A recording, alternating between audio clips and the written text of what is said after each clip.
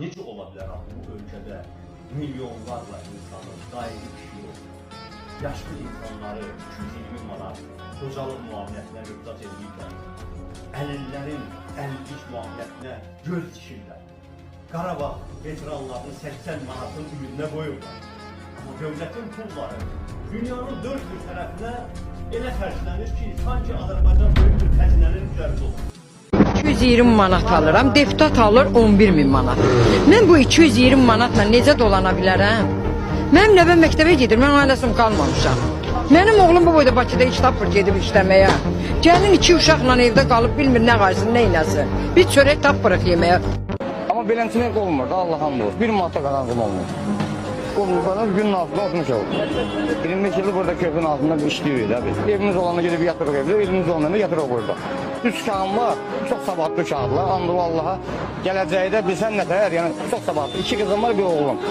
Prezidenti seçdik ki, bizim güzaranımızı yaxşılaşdırsın. Bizi yaxşı günlərə çıxartsın. Qaz özümüzün, işıq özümüzün, hər şey, neft özümüzün, özümüzdən çıxır da, qurban olsun. Biz onu seçmədik ki, bizi gətirsin bugünə qoysun, acından ölək. Dükkan qabağından, mağazinin qabağından mən keçə bilmirəm. Deyər, aynen ama bir şey alıp gedirsən, hər şey bahalaşıbdır.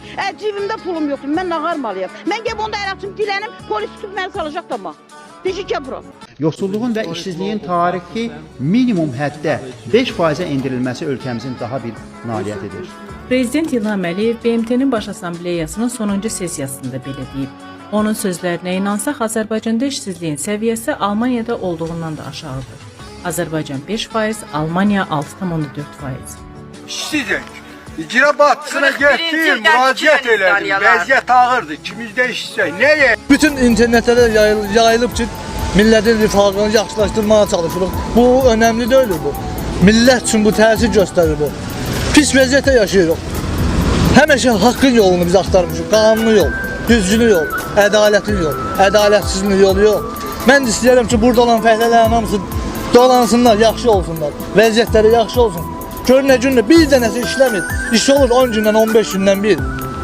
Əsəbdən, nervidən Allah hamd olsun boğazımı tutulur danışa bilmirik. Belə haqsızlıq olar ölkədə. Bu nə təri devlət?